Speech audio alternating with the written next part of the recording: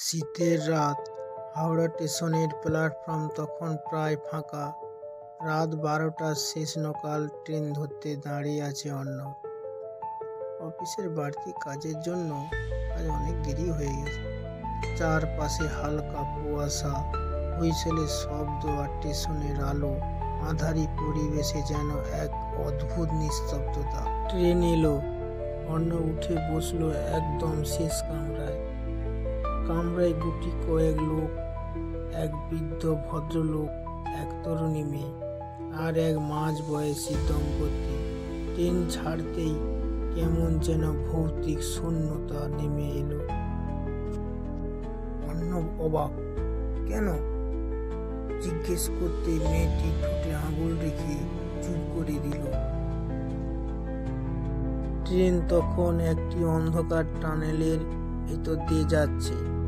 ঠিক সেই সময় বৃদ্ধ ভদ্রলোক হঠাৎ অর্ণবকে উদ্দেশ্য করে বললেন, তুমি কি জানো এই ট্রেনটা প্রতিদিন আসে না, শুধু কয়েকটা বিশেষ রাতে চলে।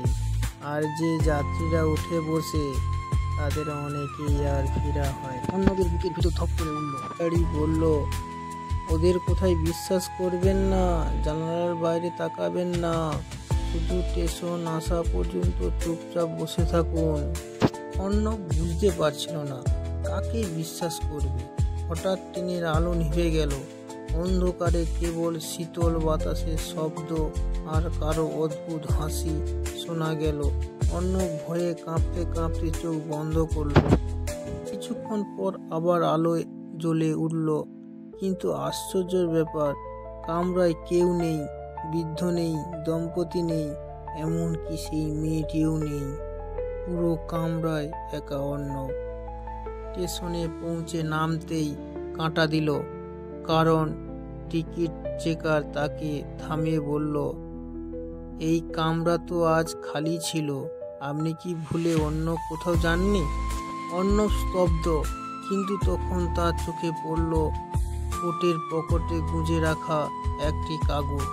খুলে দেখে সে হতবাক। সেটি সেই মেয়েটির হাতের লেখা।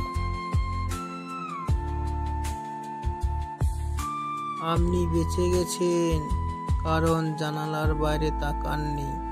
মনে রাখবেন, শেষ ট্রেনের সব যাত্রী ঘরে ফেরে না।